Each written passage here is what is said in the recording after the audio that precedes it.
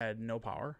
So like from 7 p.m. to like noon Saturday when it was like negative, Um, and all the cell towers near my house lost power. So I was just fucking like, I thought we were being attacked by China. I was like, I don't have cell service and I don't have fucking power. Like, what do you even do with yourself at that point? I don't know. I was like, this is how it was like in the 1700s. Just horrible. Did you guys go somewhere? I imagine it got pretty cold in the house. Yeah, when power came back on, it was like 55 degrees. The morning, like it was like 3 a.m. at night, and I just like grab my daughter and my dog and laid with my wife. We just snuggled. Oh, adorable. And I was like, all right, come on. I was like, it's fucking cold. And then when I came back on, I was like, woo! I had to go like rush downstairs and start looking at internet porn. I was like, I can't look at this on my phone. All right.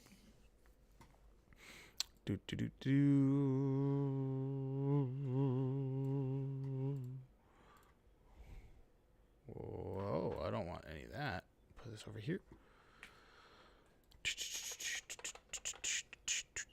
Why are you so afraid to show your face, Jeff?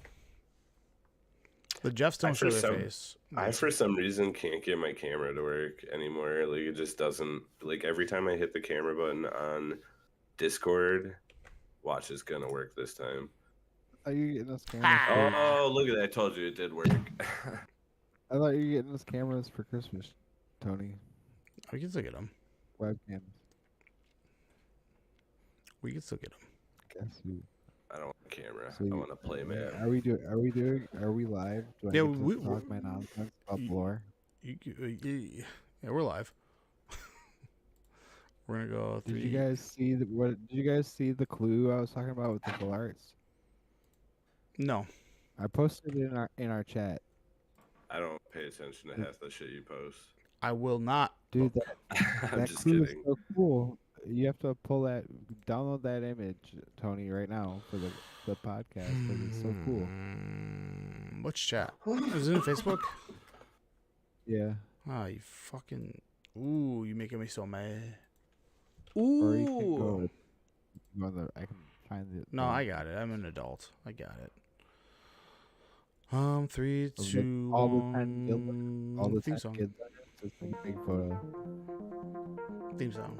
That feels so cool.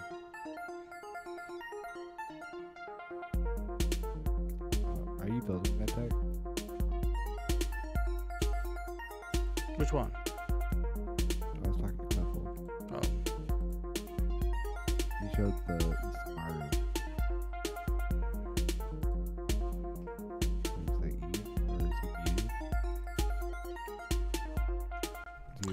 Oh, I am muted. Holy shit. Yeah, you've been muted the whole time. All right. You are.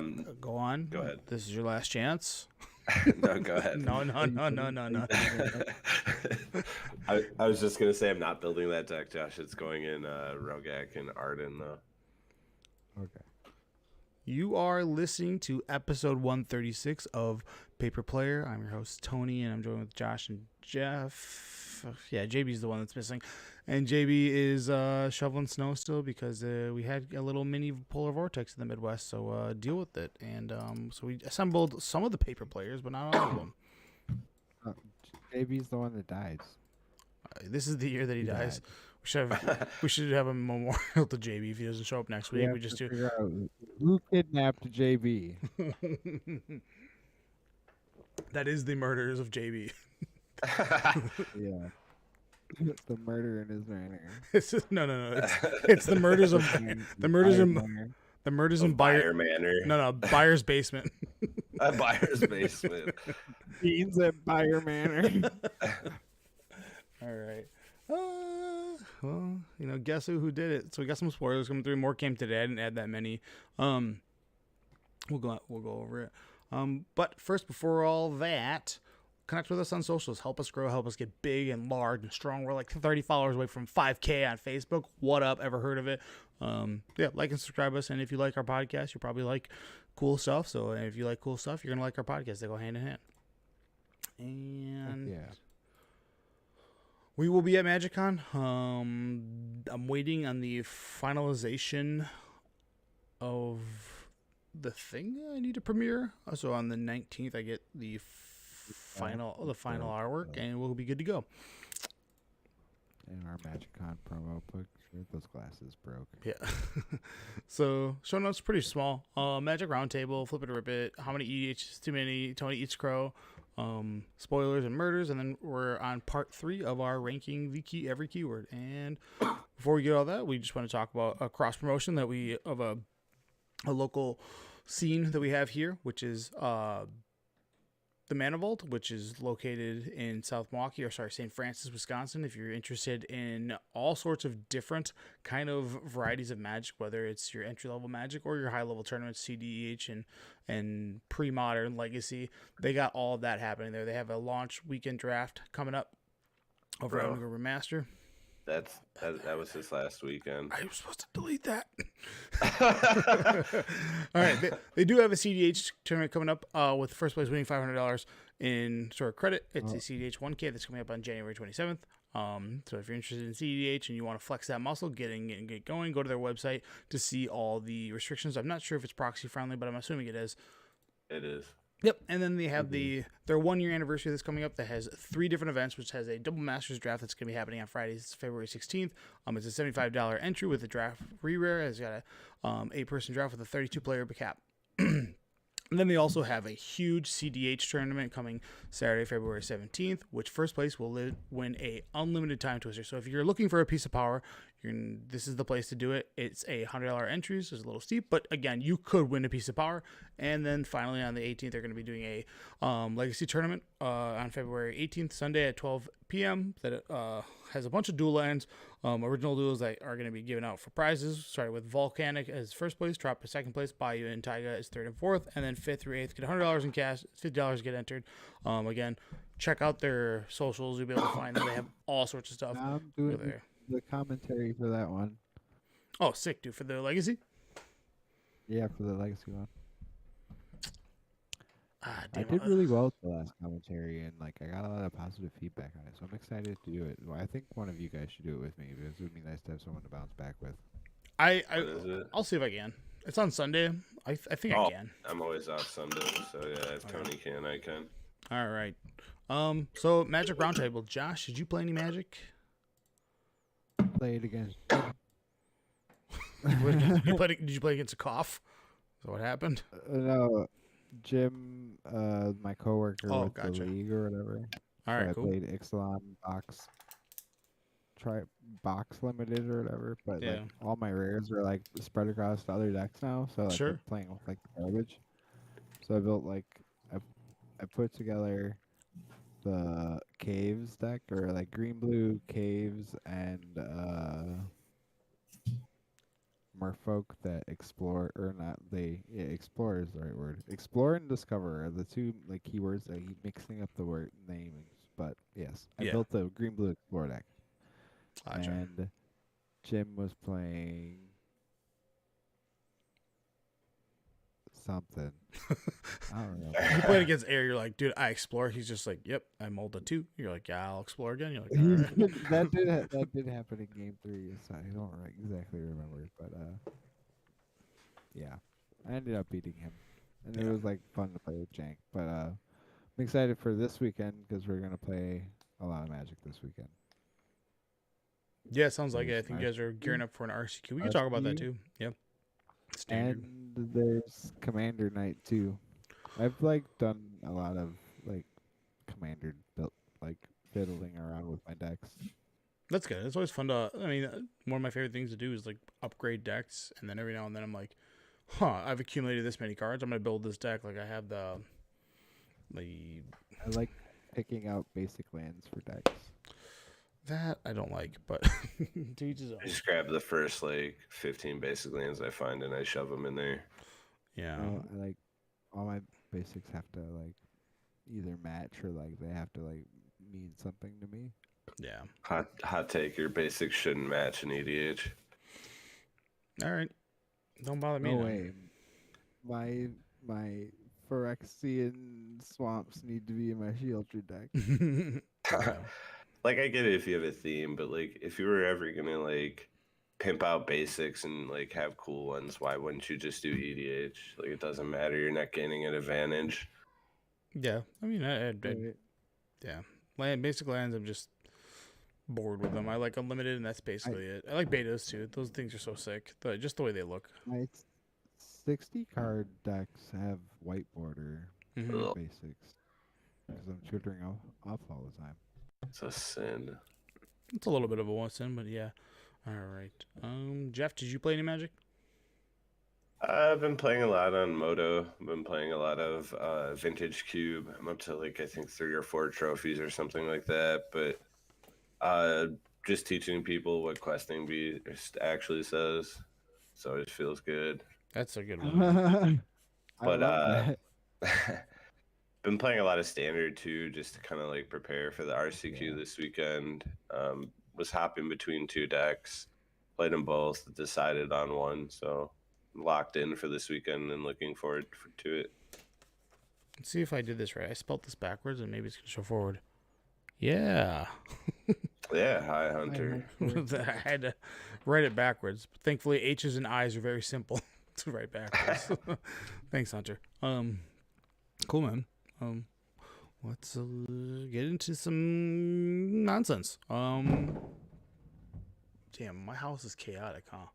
I got kids just sprinting right now. She's like legit a demon. She's so fast. I'm like, fuck. I wonder who she got that from. I mean, I love it. I love that she's just like, calling my dumbass. I was like, you got to stop riling her up. I'm like, no, I'm teaching her. So we've been playing Who's Done It with all our stuffed animals. So I lined 6 of them up, and then she has like a main one that she loves. And I'm like, who tickled this one? Was it you? And then she just repeats, was it you? So, and then I don't tell my wife. And the next day she's like, I don't know where she learns this shit. She just keeps saying stuff to me. I'm just like, dude, that's crazy. I don't know what's going on. All right, flip it or rip it. I don't know if you guys ever. I have. Jeff and I used to. We used all to the time. I mean, this is some balls, but yeah, like he's ripping up a serialized Godless Shrine. All right, we more ripped power. a Vendilion click once. I think we ripped one. Yeah. Oh, sick! This person's calling me a cutie, and for 18 plus, they're in our chat. Yeah, dude. Oh my god. What's up? Moderators. What's up, Skate Bay Bikini? Sick. Now, do you think this is a crime that someone did this? I don't care. Yeah, I don't either. Yeah, Is this crime? I would have cared more if serialized cards weren't played out. Serialized cards suck. It'd be one thing if it was like a pack of beta, because like there is only a finite amount. Like there is like infinite amounts of Godless Shrines you can play. Yeah. The only reason I'm chasing them or whatever is because I want to sell one right away. Like I don't know why. I don't know why. Like I do not like them or whatever, but like I want one just to sell it. Yeah. To take the picture and then get rid of it or whatever. Yeah. But yeah, I'm over them. I think they're dumb. I think everybody is, dude. They just, they just, I don't know. Serialized cards sucked. And then I'll be honest with the shocks. The old border shocks are medium at best. Cool. I like the old border ones, but I was torn between like picking between the full art ones or the old border ones for my dinosaur deck. I ended up going old border, but like I was very close to getting the full art ones. All right. Yeah, these are boring. Yep. All right. So, Josh, you get to ask the world this. How Paper Player wants to know how many commander decks do you own and are ready to play? How many commander decks is too many? I got the people number. that were like 27. I was like, oh my god, dude, that's a lot of 70. Like, I'm not yucking your yum. I'm not yucking your yum, but like that's a lot of commander decks. What's the number, Tony? 4. More than 4 is too many. You should be able to play with yourself in your home, and that's it. Just like I do. I set up 4 corners, and I'm just like, you son of a bitch. I think so. I think 4 is a good number. I think 4 to 8. Like anywhere in between that is fine. Once you start getting into double digits, like how often do you actually play a deck at that point? I think I said 4 before, but I think I actually have 5. I have. Yeah. Petitioners. Mm-hmm. I have Dinosaurs, Perforos, Shieldred. Yeah. All right. There's a deck missing. So I have. Oh, go ahead. I was gonna say so I have 4. I have the Talron one that's just like near dear to my heart. That's just like, I don't know why I've always had an affinity for that card. That card always sucked. I built like a mono white tokens one because it's kind of a joke. I have my CEDH Magda and my CEDH Chulane, and they literally have sat for over a year and I haven't touched them.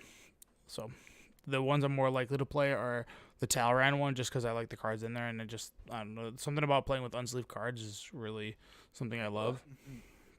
I mean, I beat the crap out of these cards.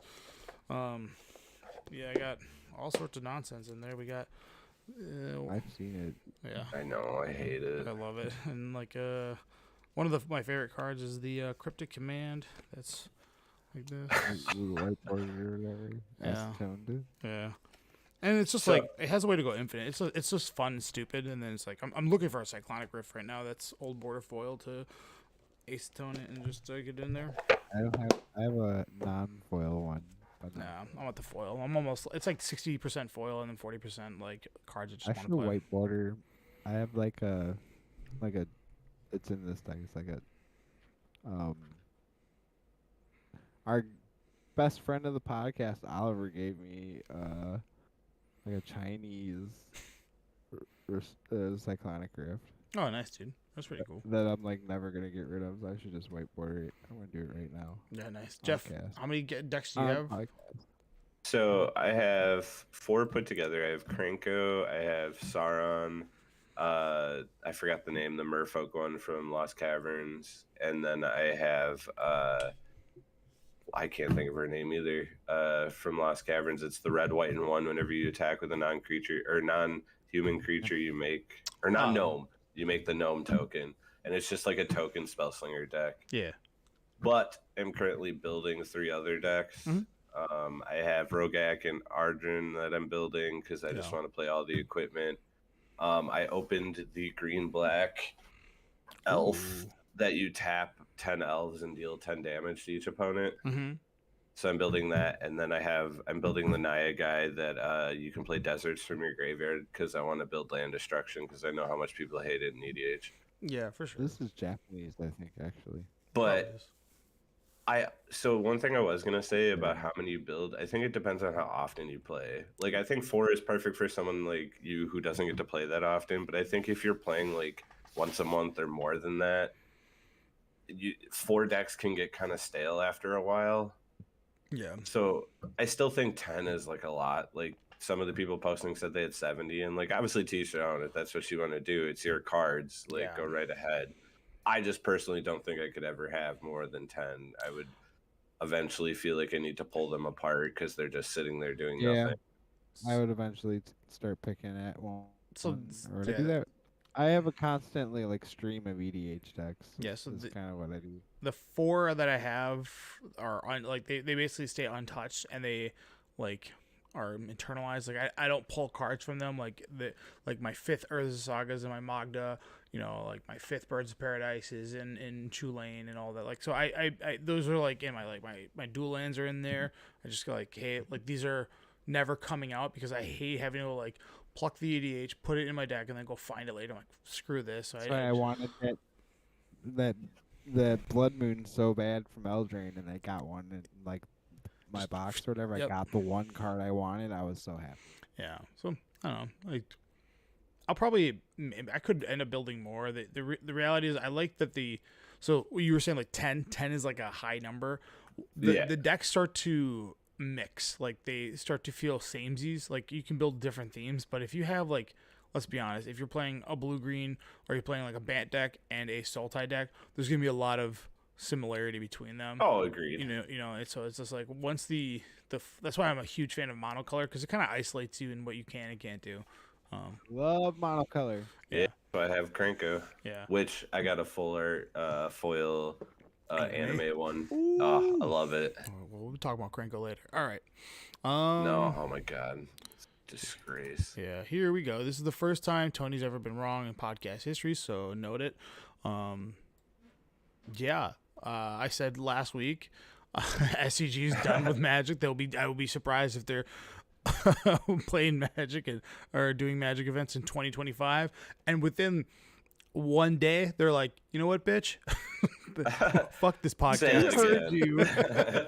They're like, guess what? We have all the RCQs from 2024 to 2025 and 2025 to 2026. You're like, oh, sorry, regional championships. I'm like, all right, I feel like an idiot. Just immediately, I was like, how strange is that? But yeah, we'll mark it down. We'll have January 11th be National Tony Wrong Day, and that's about it. Who was the host before Star City? I'm not sure. I'm not sure who's doing it. Yeah, I'm not sure.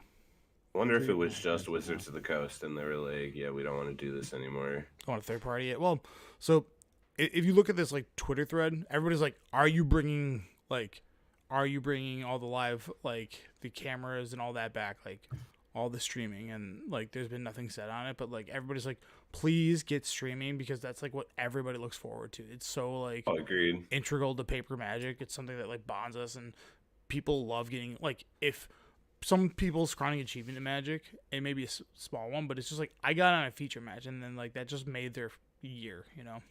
It does feel good. Like the first time I was ever on a feature match, like even though like it ended up being a backup match, it like still felt like I had reached a new level of Magic. Like I've played so good in this tournament that the like second to last round of the tournament, they want to see me on camera. Yeah, and it feels good. Yeah, I've from like a live or a large event, I've been on a feature match just 4 times, and I'm 0-4, and I got skunked every time. Like it was 0-2, 0-2, 0-2, 0-2 every time, just getting smoked. I've been unfeatured twice, and I am 1-1. I remember being on feature match and drawing like 3 Ragmans in a row, and Tony was like, in the chat, Tony was like, you were really good at drawing Ragman. I was just watching it. Man, the guy's like, dealt with your Ragavan. You're like, okay. He's like, dealt with your Ragavan. You're like, guess what? Third one. He's like, you know what? This is bullshit. Something else I considered that felt like playing on feature match is back when LSV was still streaming on Twitch like a lot, Moto. Mm-hmm. Yeah. We apparently ended up playing against him, and I didn't know he was streaming, and I played Pack Rats, and I played it like super terribly, and like he just steamrolled me. Mm-hmm. And like, I was getting messages from other Magic players like, bro, I saw you just get stomped by LSV, and I was like, oh my god, he was streaming that. Like, yeah. That's pretty funny. Yeah, that's always cool. But yeah, all right. Murder spoilers. There's a lot of stuff going on with the set. I'm going to showcase some of the art styles, and we'll kind of talk about them. Hang on. Do the clue thing first. Where is it? Did I even try? Oh my god. Let me see if I tried. It's so cool. All right, hold on. It's so cool. Did I have it? Did you put it in our chat? Are you sure? In our Facebook chat. I'll bump it. Sorry. Nice burps. How long ago did you post it, man? All I see is Skinner. You never posted it. I think it's still sitting in your. You never sent it. You never pushed enter on it. They're talking about the puzzles today. There's 13 different puzzles that are coming out after the pre-release. So the pre-release happens, and like 12 additional puzzles comes after that. So if you're a big puzzle boy, start puzzling. I love puzzles. Yeah, I guess. Yeah, I don't think you posted it, Josh. I said in the chat, I was like, are the puzzles going to be foil and then curl like a Pringle so I can't put it together? No, you didn't send it to us, you jerk. I knew it. All right. Liar, pants on fire. We're moving on, baby. Oh, no. Oh, it's this one. Oh, no, this isn't it. I knew it. All right. So, anyways. All right. So they revealed the mechanics for the set, which is just, this is Morph 3.0 if you're not aware, but it's called Disguise and Cloak, which has a mechanic that you can you can pay 3 to put this card face down with face down as a 2/2, a creature with ward 2.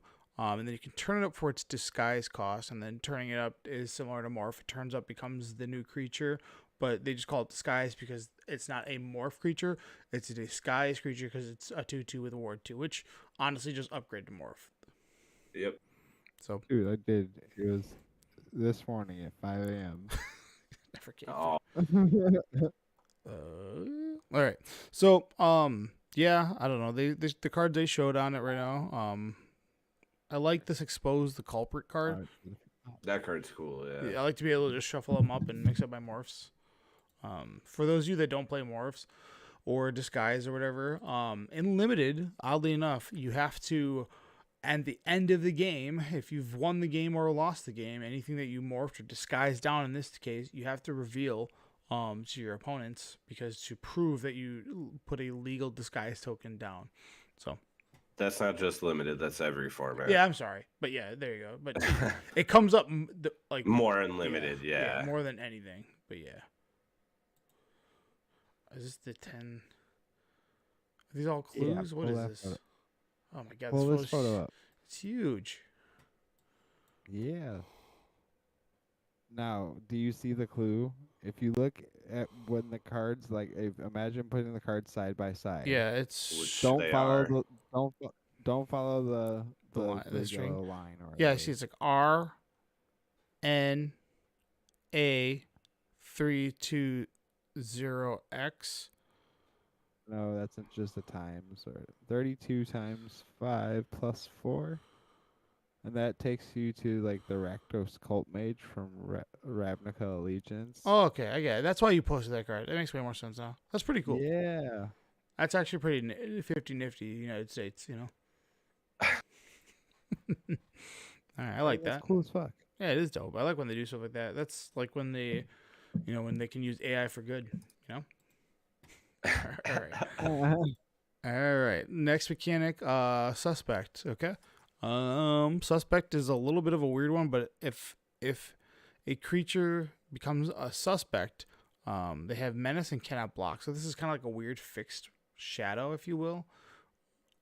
It doesn't make them like half shadow. It's kind of like pseudo shadow, but either way, cards say like it's like have a bonus with being suspected or whatever. So like for example, Argus or is it Agrus Spirit of Justice, which is a Boros card for 2. Argus Cross. Argus Cross, not even close.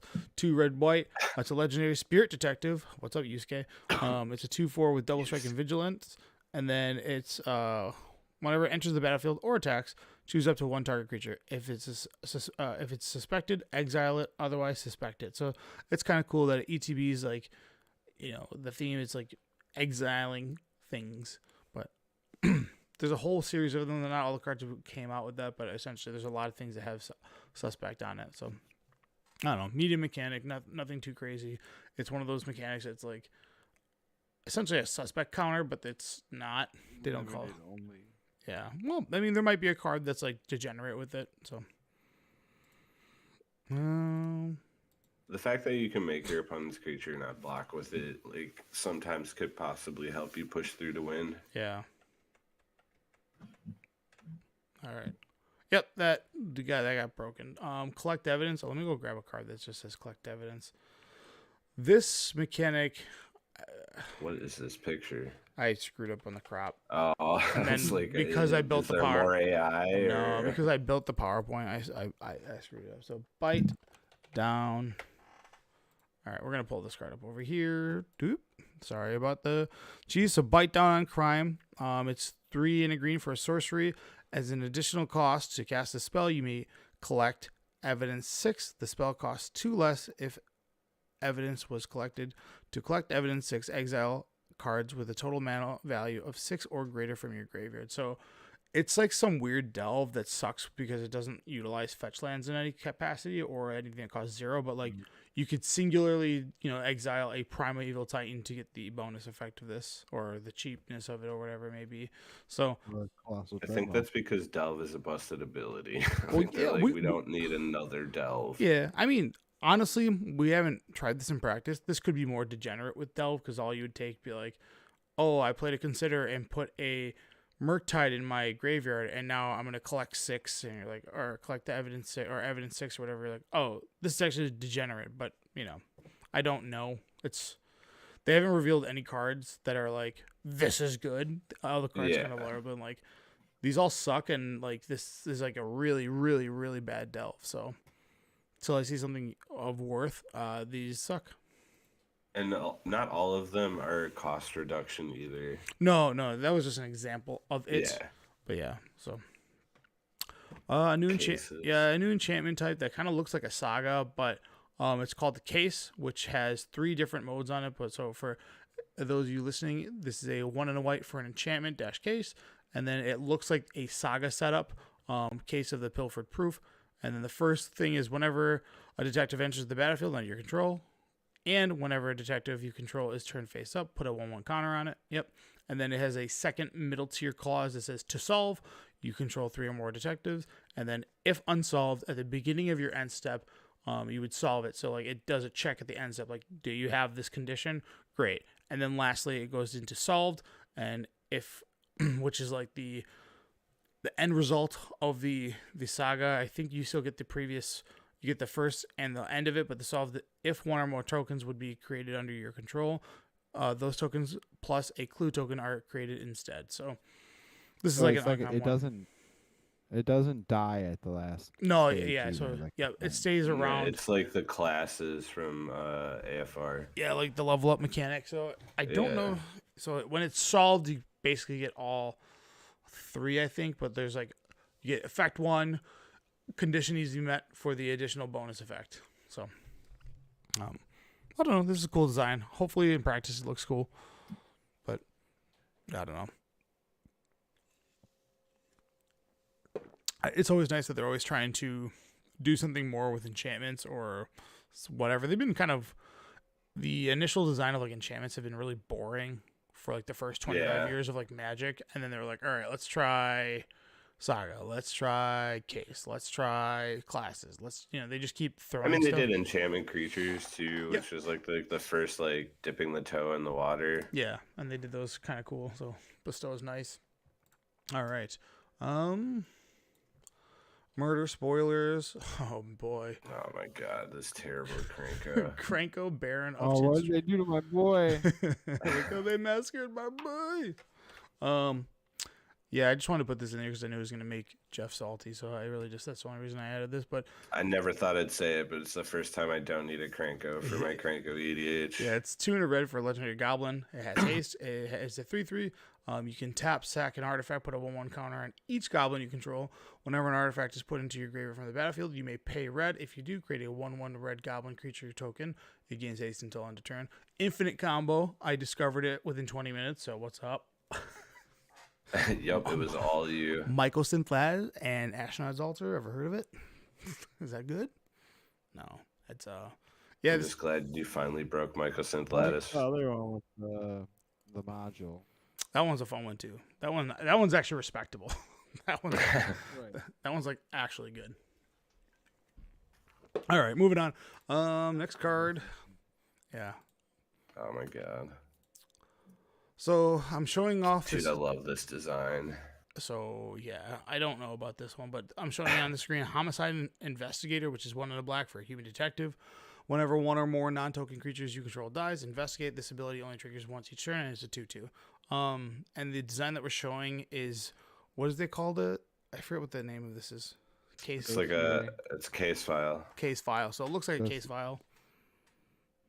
Yeah, I don't know. I hate that design. It looks hideous. I will admit, you can't tell that this card is black because it's all white.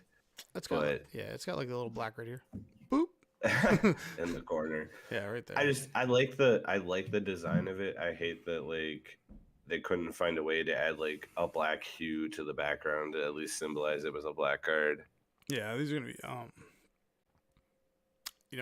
I hate the design. Sorry, I like that they swing for the fences like this. That's cool.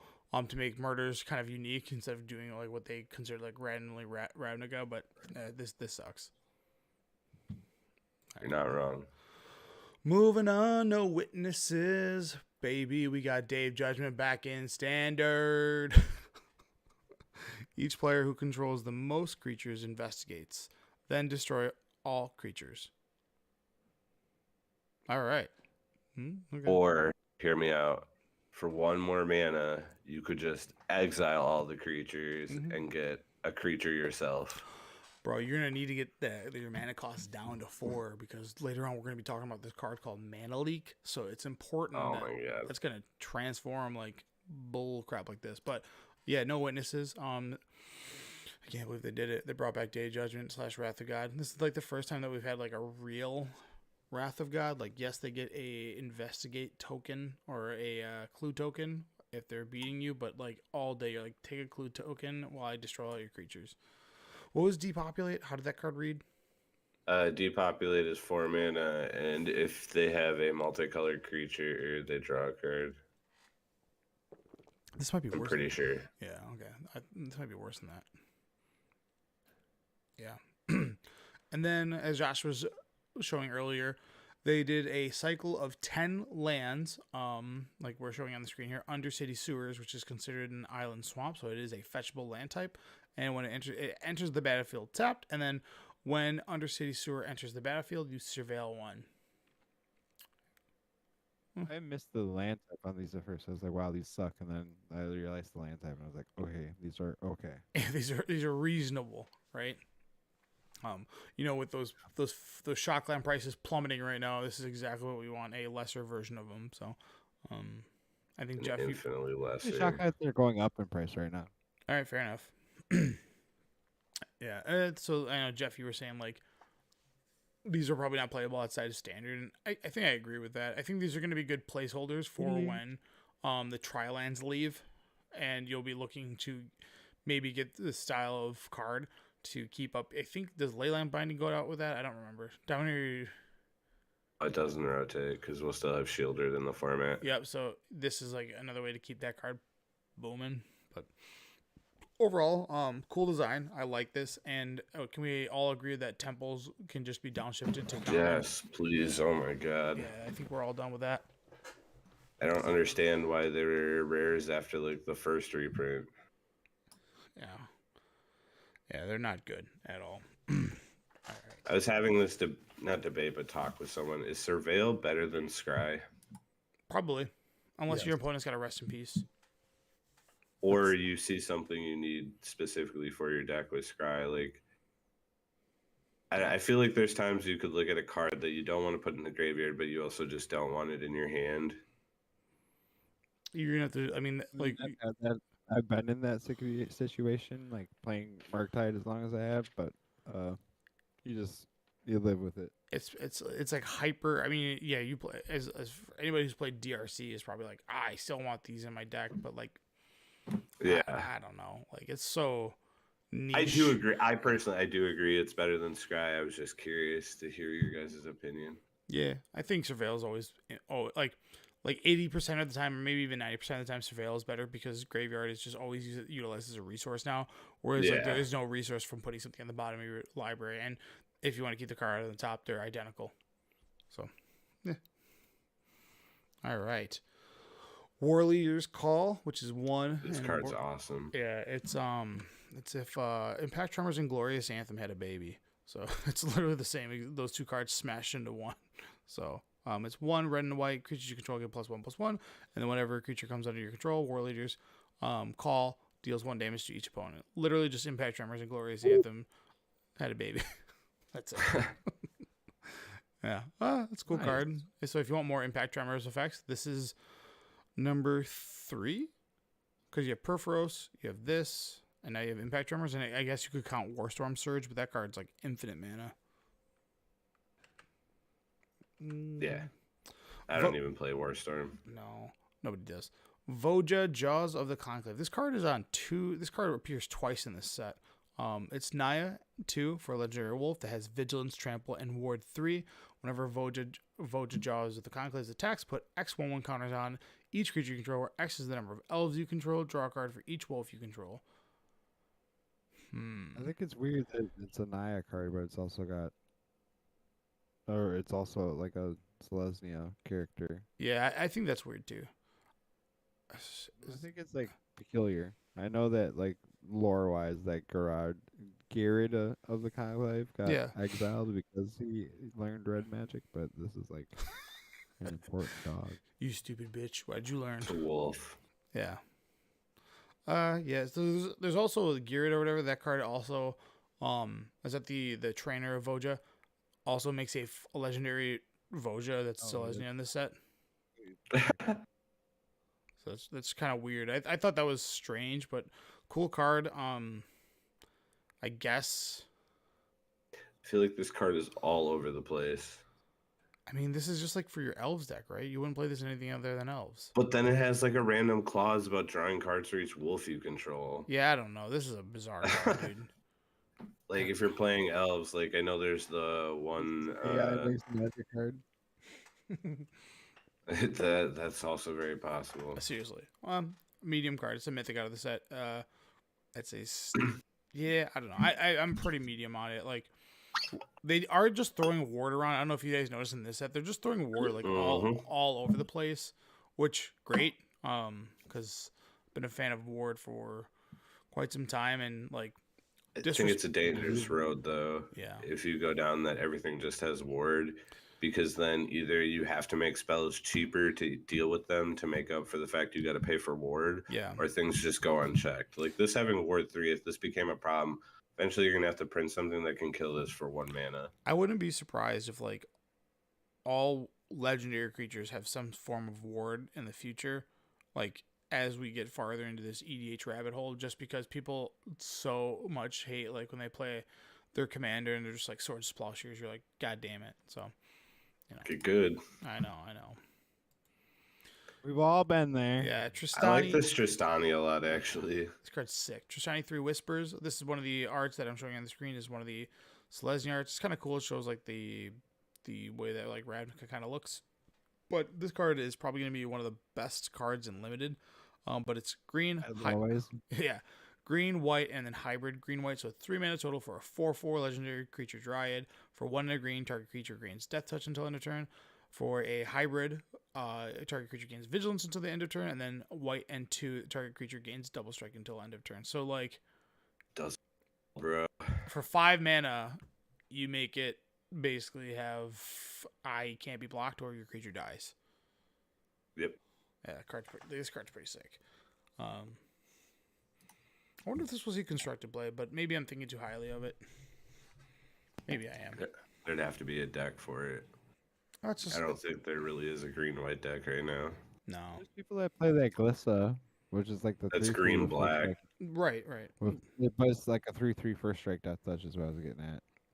But yeah, it's because it draws a card. It can remove counters from like walkers and other stuff like that. And it can destroy an artifact or enchantment. Yeah, it's got 3,000 abilities on it. Okay.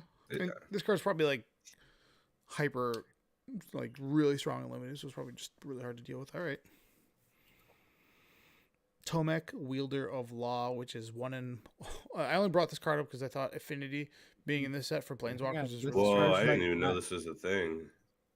This is like... you can't play it in your pre-release. Yeah, you can. I'm pretty sure you can't play it in your pre-release. Why? I mean, that sucks. I think it's a promo. It's a promo you can get in your pre-release packs, but you can't play it in your pre-release deck. Why? Don't quote me, but I'm fairly certain. Because there's three. Hold on, let me. There's 3 cards.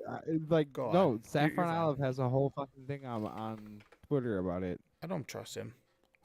Why not? No. Just feels wrong. Creatures. If 2 or more of the other creatures are attacking you, there's 3 cards. Why do they do this? That's dumb. I'm just trying to see. Is it because it has the keyword into the players like library as soon as possible? All right, I'm gonna see if there's anything. This is unreleased. This card will not be legal until 2/9. What the hell? I don't know. Whatever. I'll look into this later. All right. Either way, it's got Affinity for Planeswalkers. It's got a bunch of abilities. It's a 3 mana 2/4 flyer, and then it's basically if you attack my Planeswalkers, you're gonna pay. So either they lose 3 life, and you draw a card. So it's kind of like don't attack my Planeswalkers, dude. But voila. Don't come at me, bro. Affinity for Planeswalkers, I kind of when it only costs, it's like, oh, this card can just cost black white. Yeah, 1 less. Cool. Yeah, this card sucks. White ordered the Japanese Cyclonic Rift. Hell yeah, dude. You're a terrible human being. No more tears, no more lies. All right, so I hate this card so much. Blue-white instant counter target spell unless its controller pays 3. If that spell is countered this way, exile it instead of putting it in its owner's graveyard. So this is going to be a huge boon for Pioneer players because everybody's playing like Make Disappear and Censors. This is the card that they've been looking for a very long time, and making sure that like you can counter Tenacious Underdogs and they're exiled is going to be like a huge game for this card. So yeah, Mana Leak's back in Standard, back in Pioneer. It's just you make Disappears that you got foil, send them, ship them, get rid of them. They're dog shit. They're no longer That's one way to look at it. I mean, really, like this is a harsher mana base, but a lot of those decks were playing like 3-main deck Dovin's Veto. So like you're just gonna probably play this and Dovin's Veto.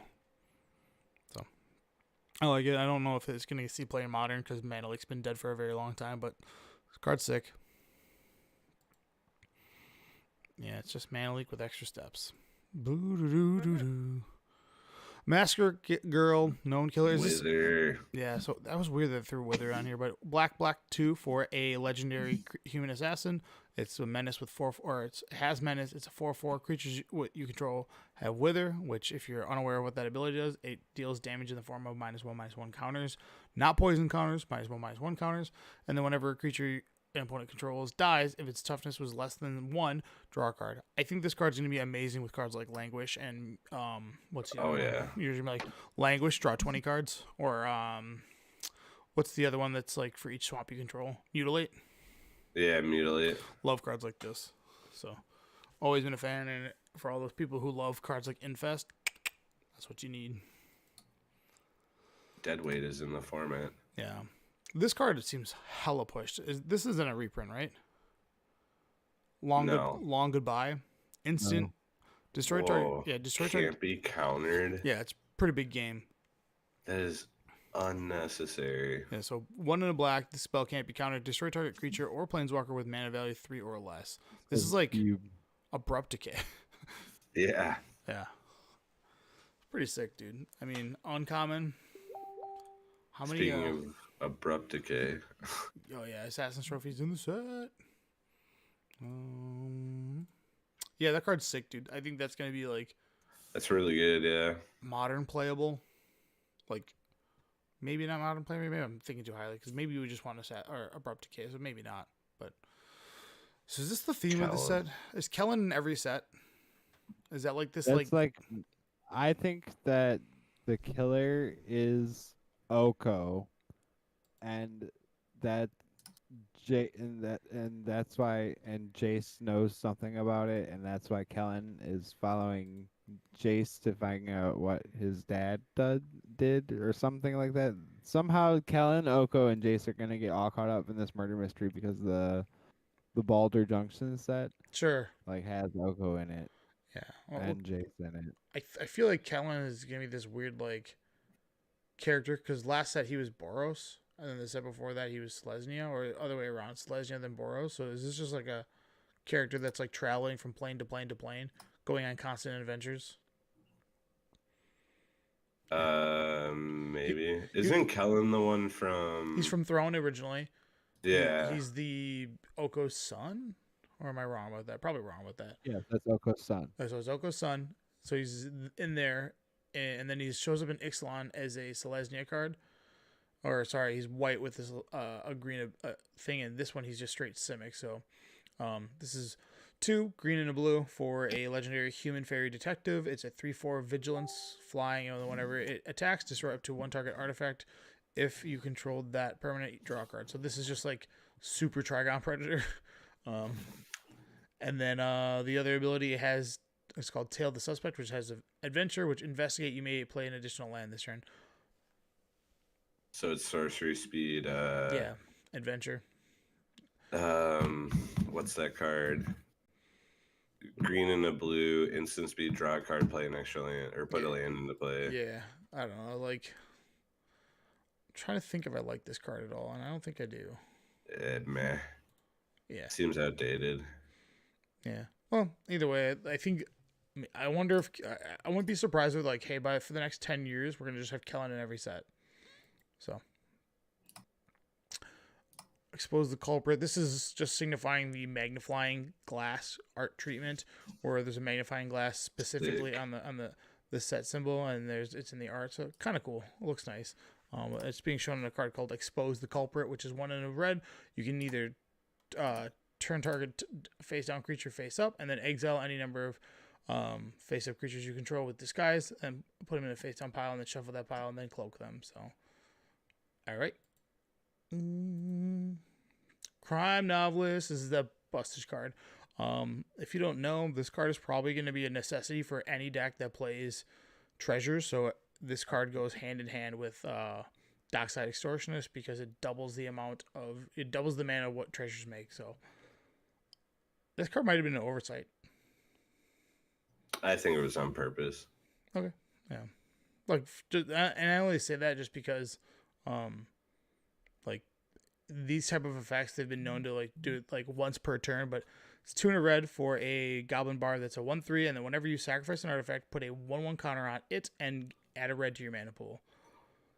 There's got to be a lot of degeneracy with this card. I don't know. I can't spot it right now. An ATOG. Better than an ATOG. All right. And it's a bard. All right. And then they revealed the 4 commander decks. One's Naya, one's Dimir, one is Boros, and then the other one, which is a crime against all merfolk because of the Vidalcan Why fish. Is it called a fish, bro? I'm so mad to see this. We've been waiting on a Bant merfolk for a very long time, and we still don't have a Bant merfolk to play. So. Nope. Did you see that message I sent you? Do I have to? All the article says is the additional mythic rare promo card is legal for standard payload, is not playable at free release as part of your sealed deck. These cards are also sleuths that we'll want to look at closely. It's so bizarre. Why do they do this? They did it before too, didn't they? They did it for March of the Machine. Your pre-release pack came with a random pairing card. Can they just chill? No, not Filled with Fifth. That was in the set. It was like Lear and stuff, but those had the different symbol. These ones have the set symbol, which is weird. Can they just chill with this shit? Can we just make sure that the cards exist? Yes. You gotta make sure that you're playing Commander first. All right. I'm hyped for this. I know you said you didn't care, Jeff. No, the worst special guests ever. No, this isn't even all of them. So I'm excited for Gamble Show and Tell. Yeah, so they revealed there's all Field of the Dead. So I guess I want a Field of the Dead, but what about not as bad as I want a Mana Crypt. What about a mythic Tragic Slip? That is funny. So, they revealed the entire list is out, by the way. They showed all 50 cards. It's very underwhelming, but that's okay. The 10 of them are special guests, is what we're showing on the screen, which is Ghostly Prison, Fabricate, Show and Tell, Tragic Slip, Victimize, Field of the Dead, Drawn and Lock, Tireless Tracker, Crashing Footfalls, and Gamble. The other 10 are, there's another subset of 10 that are mythic and or rares, and the other 30 are commons and uncommons. You can see the entire list of the upcoming ones, and these are all things that you can get into Play Booster and are meant to be drafted or in your sealed pools. That's kind of cool. I don't mind that as much. Crashing Footfalls is awesome too. Yeah. I think like that's a card that I don't think it really needed a reprint, but having an alt art is cool. Yeah, it's like they're throwing cards at a dartboard, and like Tragic Slip, they're like, nobody's gonna want this in a secret. Nobody's gonna want this in a secret layer, so throw this in here. We're like, okay, cool. Right. So that one just honestly, that's the only one. Most of them are on flavor. At least most of them are on flavor. Well, or just playable in general. Like Drawn and Lock still sees a bunch of play. Tyler's Tracker sees play in EDH. Field of the Dead is busted in EDH. Victimize is a big EDH card. Show and Tell is played in Legacy and EDH. Fabricates EDH. But then you have Tragic Slip. Like, who cares about that card? Honest to God, when I first looked at it, I was like, oh, another Fatal Push printing. I didn't even like look at it. And I was like, I'd have been happier with Fatal Push. Everybody's like, hey, this is Tragic Slip. I was like, oh, that's way worse. Like, nobody plays this goddamn card. This card stinks. But all right. The Gamble, though. Yeah, so the idea is every play booster will get a 10 different special guests, and then the idea is the list is going to be an ever-changing thing. When you go and look at the list, it's very lackluster. So don't expect bangers. It's still going to be that list quality that you expect. It's just instead of there being 700 stupid cards, you have 50. So I'm still. It's a free slot, a free chance to get something extra. I think it's cool. Yeah, it's better than the list. The list sucked. This is a upgraded version of the list, even though it's medium. It's still the initial list of like getting an invisibility from 10th edition. You're like, yes, what the hell? What the hell is this? So at least most of these are playable. Yeah, so that's kind of cool. So all right. Like in Tony's box today, he opened Antonio. That is, I opened a pack and you got a Fuller Pilfer Plunder. And that card's like really hot for EDH. Oh yeah, that's because it's got one weird ass printing from like Rivals. Yep. All right, back to the grind of ranking those keywords. Sorry just so you guys know, it's going to be a slug for the first couple of years of Magic because they have a lot of shitty keywords. Oh yeah. We ended off last week on Rampage. Now we're in cards that existed in Revised, which we will start with the text of berries. Yep. That's Exile, isn't it? Nope. Regenerated. Yeah, so they did exactly what Josh said. They discontinued it shortly after. It didn't really go that long, but it was stopped in Tempest Block, and it meant the whole idea was Barry was to have cards that prevented regeneration, and that's what Terra does. Like new future versions of Terra, just as like, the condition plus this card can't be regenerated. They were like, we don't need another dyes, berries, and whatever. So, all right. Mm-hmm. Where do we want to rank this? Mids. This has got to be like D tier. Yeah. I mean, isn't Berry just better than Destroy? It is. It's been used now with Sacrifice. Yeah. The idea was to, it's. I put it at a C. It's not, dude. It's not a C. Dude, this thing it adds like zero value. That's why Wrath of God is better than Day of Judgment. Yeah, I agree with that. Exactly. Yeah, and Wrath of God, you did used to say bury all creatures, which is cooler, but like Barry is also just an intimidating thing to hear. Like bury that shit. Like, oh shit, dude. So I understand that like once every 3 years you go against the Thrun in EDH, and they're like, I hate it, bro. Oh my god. So you can't bury it, but like, I don't know. It's such like a throwaway text. Like Exile has been replaced. So the reason I put this at a C is there are infinitely worse abilities than this that I feel like it bumps this to a C. Like berries, like does that mean that once we hit Destroy, that automatically has to go? No, Destroy. So what is a keyword? Destroy is not a keyword ability; it's a game action. Bury is actually a what they refer to as an ability word. That's the only thing that's different. That's why we're not talking about Destroy because it existed in Alpha, because it's a game action, and I had to look this up because you could say an ability would be like the tap symbol that counts, and I'm like, I'm not talking about that. So, yeah. Buried is actually a keyword ability that was, immediately eroded. And like, do they make cards anymore that say cannot be regenerated anymore? I feel like they did not too long ago in like an EDH deck, but that's different. This card cannot be regenerated. Oh, they discontinued regeneration, so that text is like not relevant anymore, and they've replaced like regeneration effects with indestructible. So like to have Wrath of God and someone goes to, oh, my Throne's indestructible, you're like, God damn it. It's relevant because Commander is relevant. I guess Commander plays every card. Fair. Yeah. All right. But I will concede that this is a D. This isn't a hill I'm willing to die on. So if you want to put it at a D, I'm cool with it. C would be like an average effect that would like add value to a card, whereas like, I mean, it does add value technically. It's like niche. It's such niche. It's niche value. It's so niche. You're like the 3 times that you go against trolls in your life, you're like, damn it, Cudgel Troll, not a Dredge Skeleton, not again. That's still an advantage. I mean, fair. Like a percent is a percent. You don't have to play every basic land the same, but you do. I'll put it as a C, and I think I'll say this: D is meant to be like detrimental. C is like. This is like detrimental. So like A D would be like when we went over last week when we went over what was the mechanic? Communal upkeep, where it's like it's a bad effect that hurts you. You're like, yeah, this effect doesn't hurt you. No, that's why I put it to a C. Oh, okay. Yeah, there you go. All right, medium at best. Next, sacrifice. Dude, this is A tier. So they initially added it in Mirage Block. So now we're in 1996 for the next wave of abilities. Or sorry, it was in Revised Edition because they added like, well, Lotus isn't in there, but I don't think there's a Black Lotus out there that says Sacrifice unless you're counting 30th Edition. But they what added did the original one say?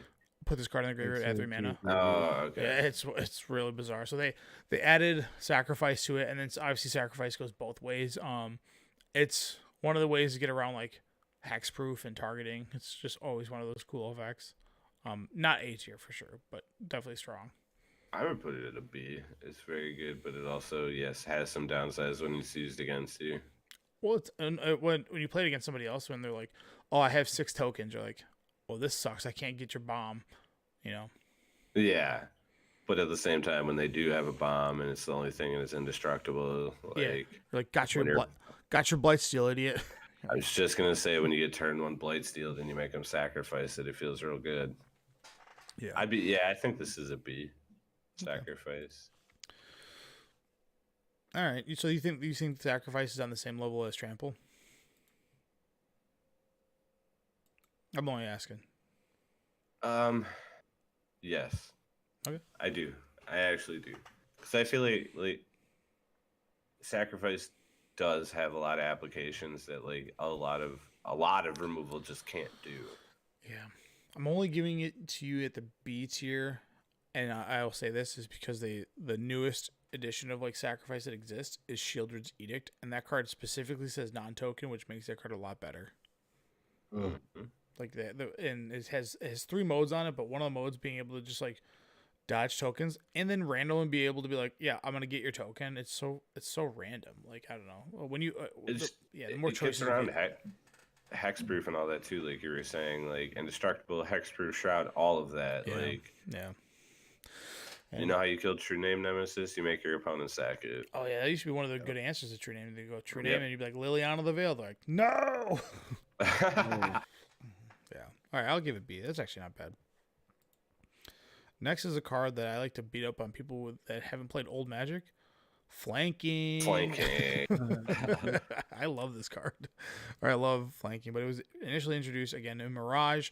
The ability is, the reminder text says, whenever a creature without flanking blocks this creature, the blocking creature gets -1/-1 until end of turn. So, this is Rampage.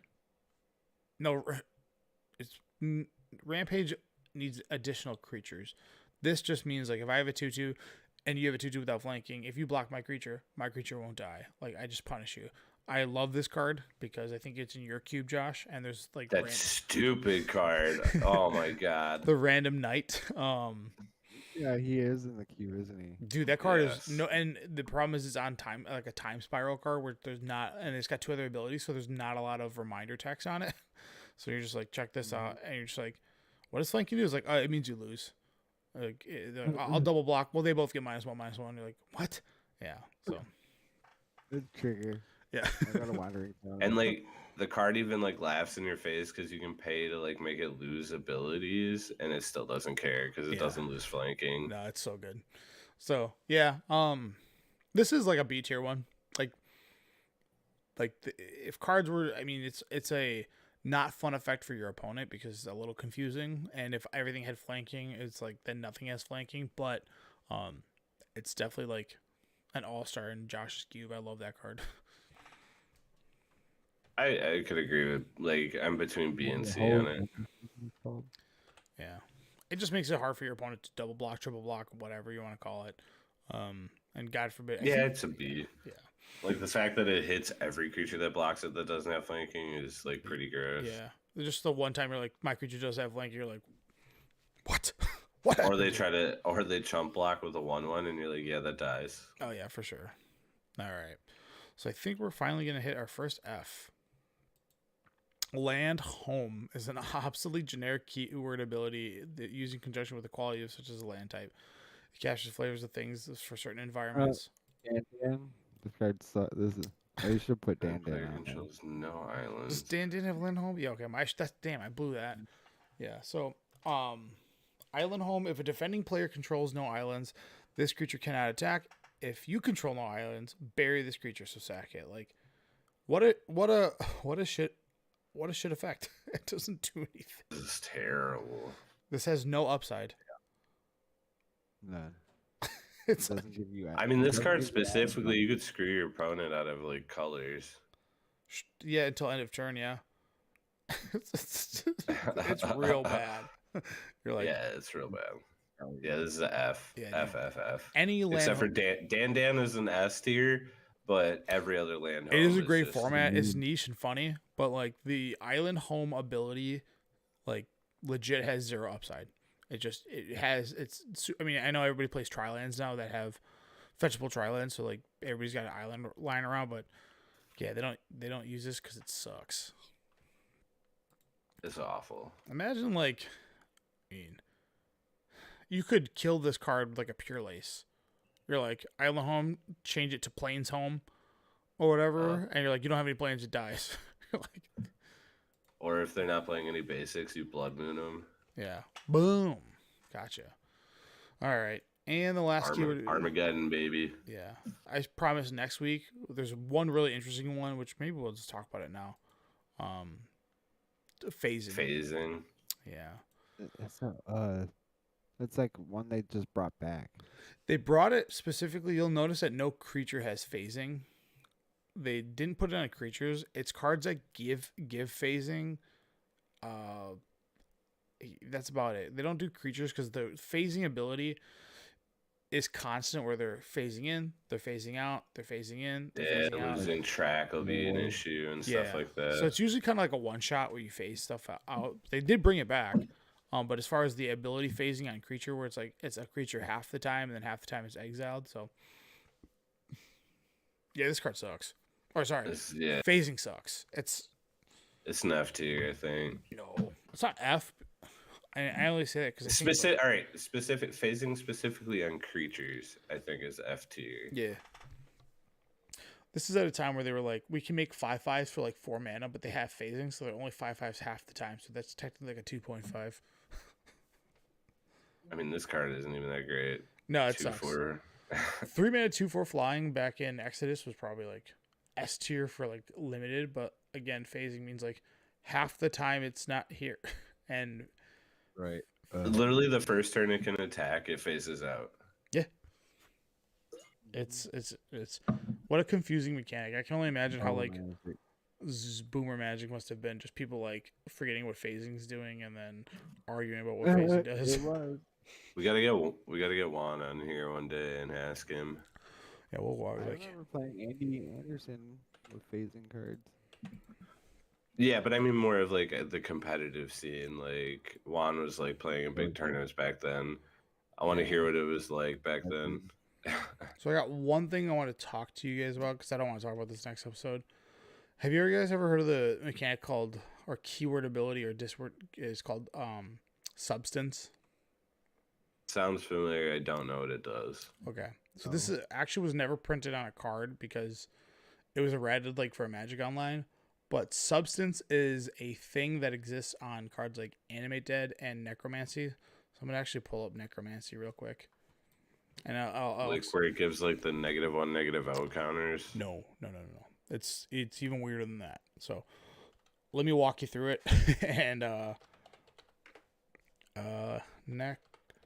maybe I have then because I had old Porter Animate Dead. It's not printed on a card. It's not printed on a card, but it has substance, which is a Magic Online only thing. But like Necromancy uses this. So what this means, so I'm going to read Necromancy. You may cast Necromancy as though it had flash. If you cast it at any time, if you cast it anytime a sorcery couldn't have been cast, the controller of the permanent, it becomes sacrifices it at the beginning of the next cleanup step. So this is a thing they call substance. It's really weird. And what that means is if you cast Necromancy as an instant speed, it has this thing called substance where it does a check and then it sacrifices it. Now, where this becomes relevant and random, if you flip Necromancy with Chandra Torch of Defiance and you exile it from the top of your library, you have to make the choice of dealing 2 to their face or casting that spell. So when you cast that spell, you didn't cast it during a time of a sorcery because it's not what it doesn't, it checks for that. So it gains, it has a substance on it, and that substance makes the creature sacrifice. So most times in Magic, like kitchen table Magic, I don't think substance has ever appeared or anybody's ever cared for it. But there has probably been instances in the Magic's history where someone uses a Chandra's Torch of Defiance, where it's like you have to specifically cast it when that ability is on the stack, which is considered not sorcery speed, and therefore you'd have to sack the creature at the end of the turn. People don't know that. Same thing with hideouts or hideaways. Yeah, hideaways, that too. So, yeah. That's kind of cool. Yeah, like I didn't know there was going to be like a keyword for that ability. Yeah, it only exists on like 5 cards or something like that. They don't actually say substance, but it's on Magic Online. They will, like, if you were to do. Does substance specifically pertain to sacrifice though? Because like we do have a bunch of cards that say like if you cast this at instant speed, it costs 2 more. Or yep. So all that stuff. So if you were to play like those, in Chandra Torch of Defiance is like the reason why like this is relevant, because that happens to be in the Magic Online Vintage Cube along with Necromancy. So like this happens some percent of the time and people just don't know it happens, and they're like, why did my creature die? And because you're like, I casted this as sorcerer speed, but technically you didn't. And it's the same with like if you control that 3. Yeah. We didn't even find what we want yet. Yeah. Exile the top card of your library, you may cast that card. So like if you play the Chandra and you plus it, you can't cast the card because if they control it to fairy, because technically you're not doing it at sorcery speed. It's so bizarre, but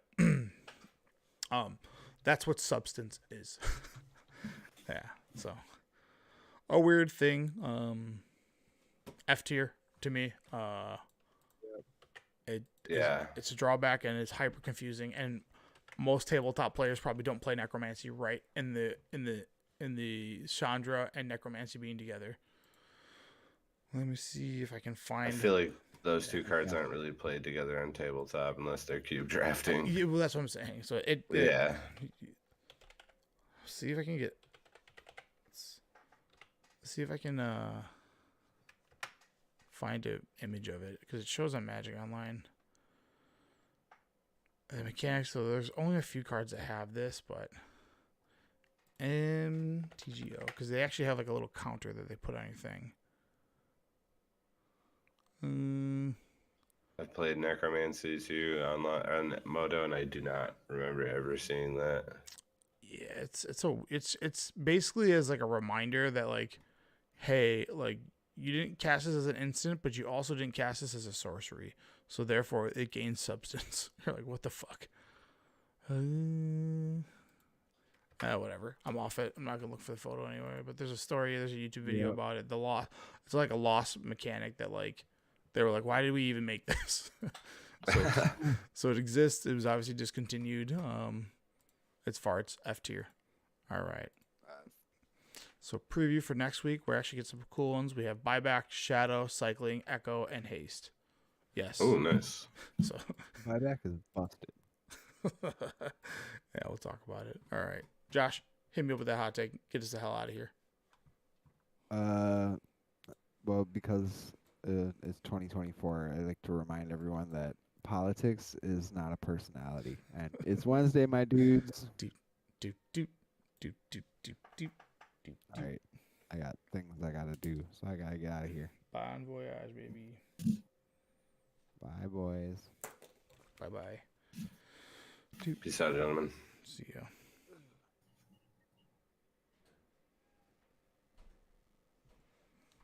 All right.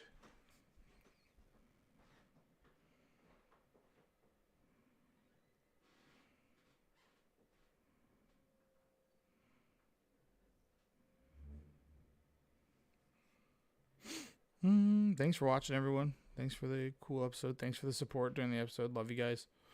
Much appreciated. On to different projects, and go Pack Go. So see you guys next week, and hopefully we have more exciting things to talk about. And